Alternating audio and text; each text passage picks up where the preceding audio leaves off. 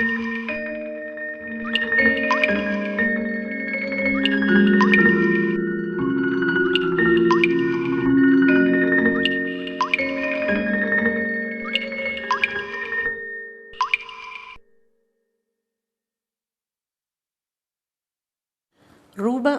tutti i colori del mondo e dipingi la terra della tua vita, eliminando il grigio delle paure e delle ansie.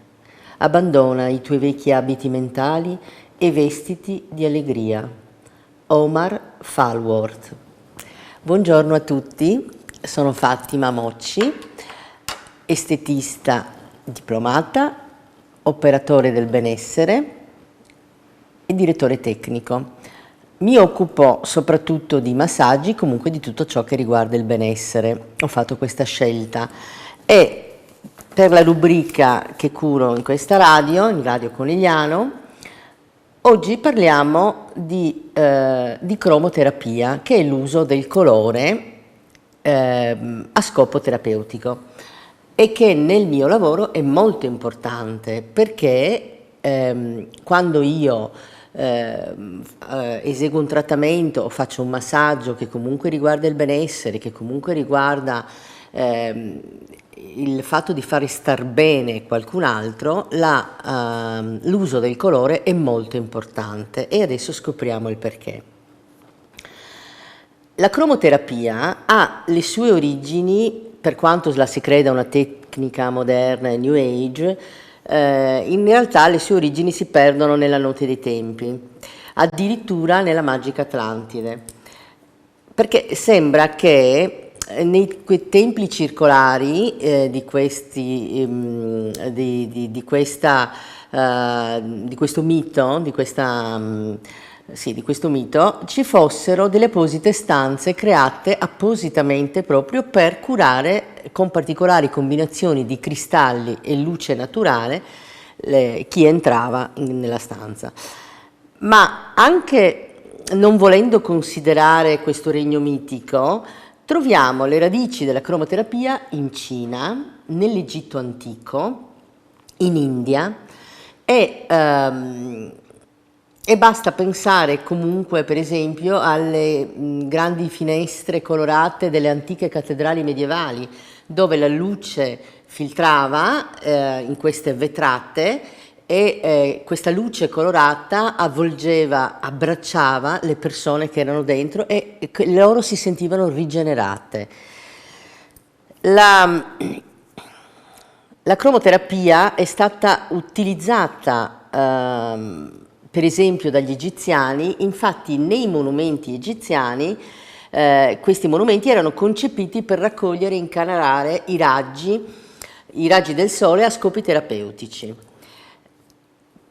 C'è da dire che l'uomo con il sole ha sempre avuto un rapporto particolare, perché per l'uomo il sole è fonte di vita, è importante, è fondamentale.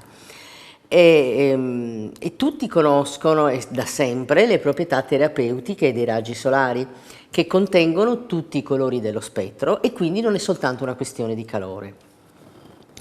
E questi benefici erano conosciuti anche nei tempi antichi. L'uomo adorava il sole, lo venerava. I nostri antenati attribuivano ai colori determinate proprietà e li usavano per dipingersi il corpo, per dipingere la caverna che era la loro casa e quindi attribuivano ai colori, per esempio al rosso, che era il colore della vita perché era uguale al sangue che gli scorreva nelle vene, perché era il colore del fuoco dove loro cucinavano i cibi, gli serviva per scaldarsi. Quindi al rosso attribuivano l'energia e noi il rosso lo ritroviamo in quello che loro hanno lasciato, quindi lo si ritrovava nelle loro arti, nel loro modo di comunicare, perché loro comunicavano anche con i disegni, e sì, con i dipinti, e nei loro riti. Loro usavano molto il colore rosso. Poi il verde era medicamentoso, terapeutico, e loro si curavano con le erbe, e il verde era il colore delle erbe. E loro, l'indaco simboleggiava il cielo profondo, misterioso, insondabile, il blu, la notte. Questi colori loro li estraevano dalle piante oppure estraevano i pigmenti dai minerali presi dalla terra e appunto li usavano sia su se stessi che sulle loro cose. E quindi li usavano anche per comunicare, quindi il colore ha sempre avuto un'importanza fondamentale, fin dai tempi antichi. Però cerchiamo di capire meglio com'è questa storia, come funziona.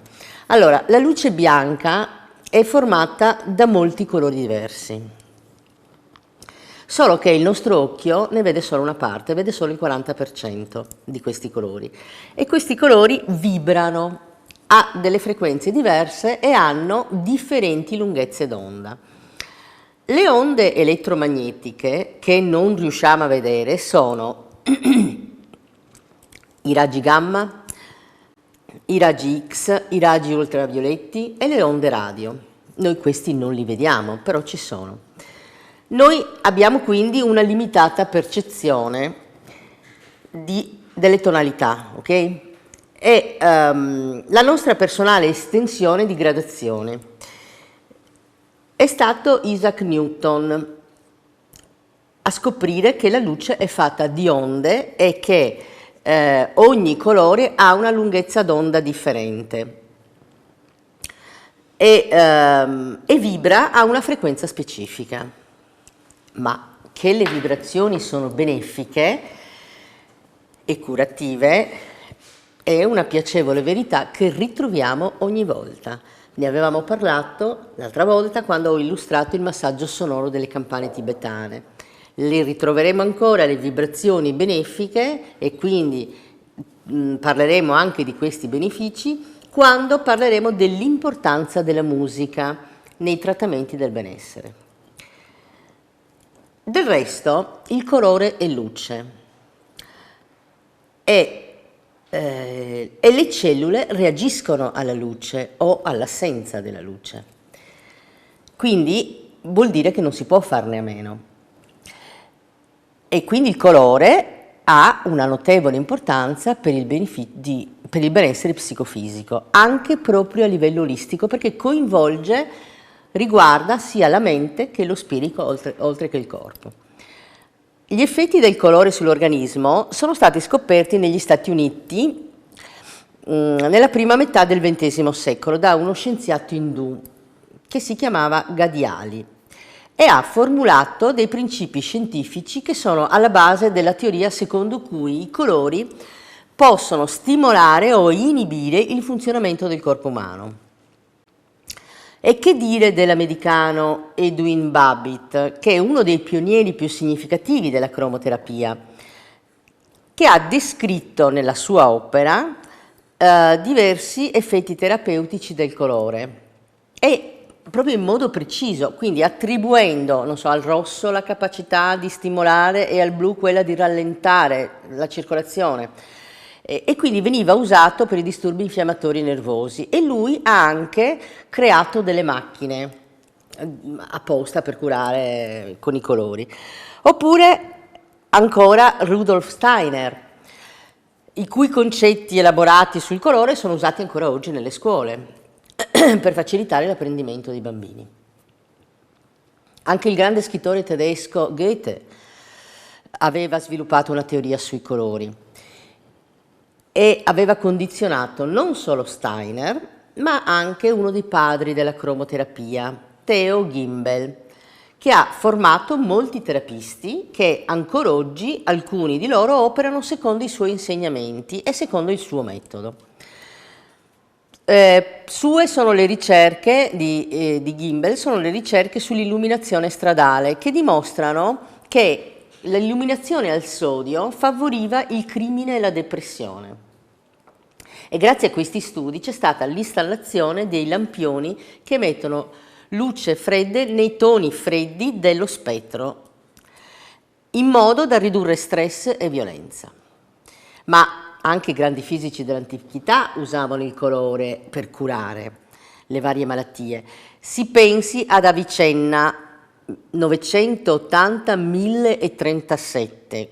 Quindi ho ancora Paracelso, 1493, 1541, uno degli scienziati e filosofi più riconosciuti più conosciuti del Rinascimento. Quindi, ma lo stesso Ippocrate, il papà della medicina, circa 460-377 a.C., lo stesso Ippocrate classificava gli esseri umani in base ai 4 elementi, collegando l'uomo al fuoco, quindi al rosso, e all'aria, quindi al giallo, e la donna alla terra, quindi al verde, e all'acqua, quindi al blu.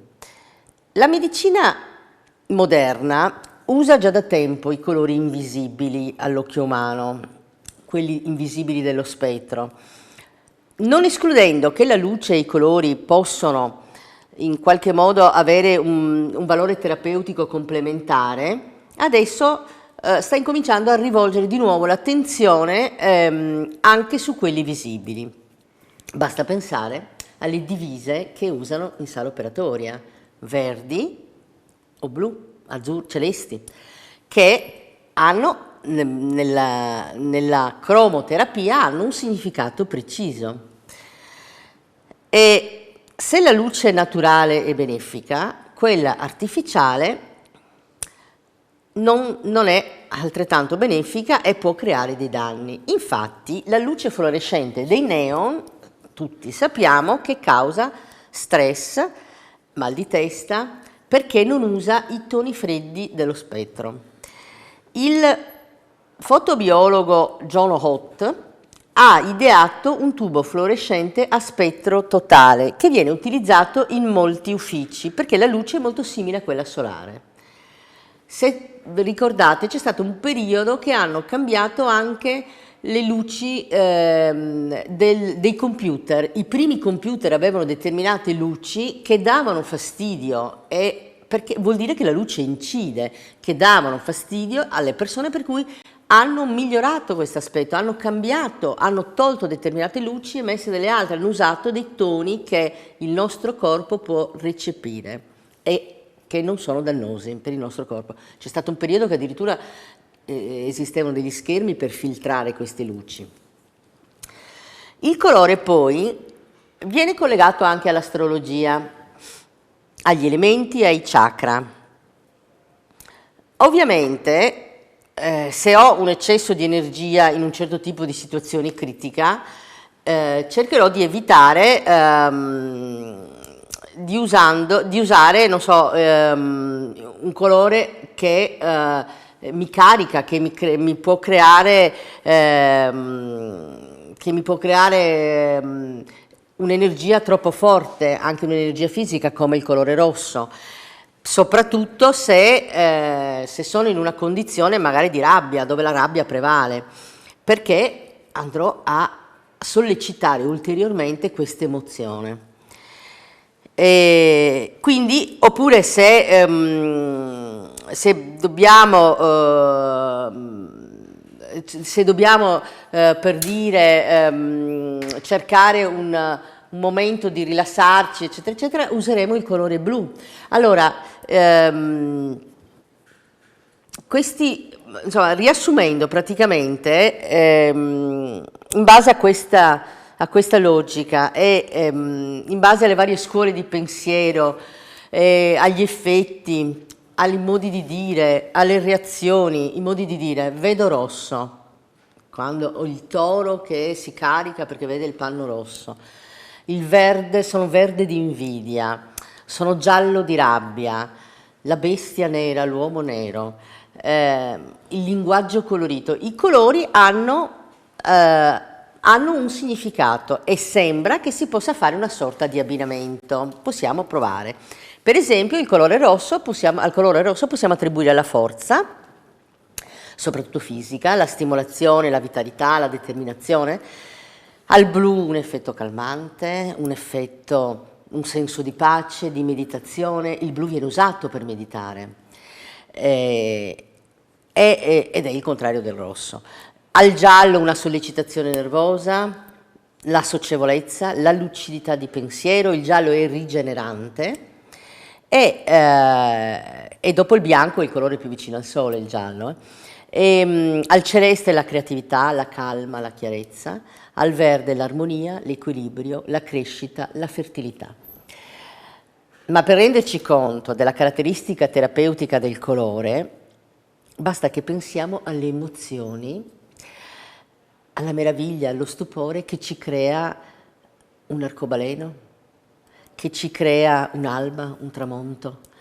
Non ci lascia indifferenti, muovono qualcosa in noi. Questo significa che il colore ci aiuta, perché attraverso queste emozioni noi reagiamo davanti ai colori e quindi noi ci esprimiamo con i colori, per cui ci circondiamo, li usiamo, li ammiriamo, li tocchiamo. Noi abbiamo addirittura trovato il modo di odorarli, perché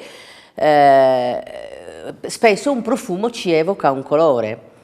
Quindi istintivamente scegliamo quello di cui abbiamo bisogno, quello che ci rilassa mentalmente, quello che quando siamo agitati ci aiuta ad essere più calmi, ci dà un livello mentale ed emotivo più rilassato, ci riequilibra. Allora, usando i colori, circondandoci di colori, noi istintivamente ci curiamo.